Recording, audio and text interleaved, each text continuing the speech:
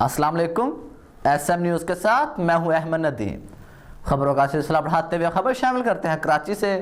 کراچی میں گزری سے بازیاب 3 نائجیرین باشندوں کی گمشدگی میں ایس ایچ او اور ایس آئی او ڈیفنس ملوث نکلے۔ پولیس کے مطابق 3 غیر ملکی باشندوں کی گمشدگی کے کیس میں ایس ایچ او ڈیفنس محمد علی اور ایس آئی او وسیم ابرو کو گرفتار کر لیا گیا۔ اسی حوالے سے مزید تفصیلات جانتے ہیں بیورو چیف ذوالفقار علی سے۔ ذوالفقار آگاہ کیجیے گا۔ جی بالکل، پولیس ذرائع کا بتانا ہے کہ 3 غیر ملکی باشندوں کی گمشدگی کے کیس میں ایس ایچ او ڈیفنس محمد علی اور ایس آئی او وسیم ابرو کو گرفتار کر لیا گیا ہے۔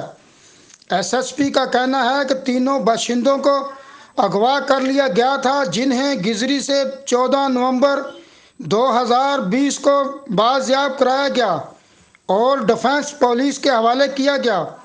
پولیس حکام کا کہنا ہے کہ اغوا کا مقدمہ ڈیفنس تھانے ہی میں درج تھا۔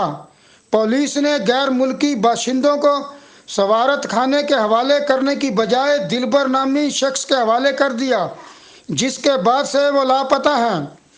ایس ایس پی کا کہنا ہے کہ غیر ملکی باشندوں کے اغوا کے کیس میں 3 ملزمان گرفتار ہیں، جنہوں نے دوران تفتیش پولیس کو بتایا کہ دونوں گرفتار افسران نے لاکھوں روپے لے کر غیر ملکی باشندوں کو دلبر کے حوالے کیا۔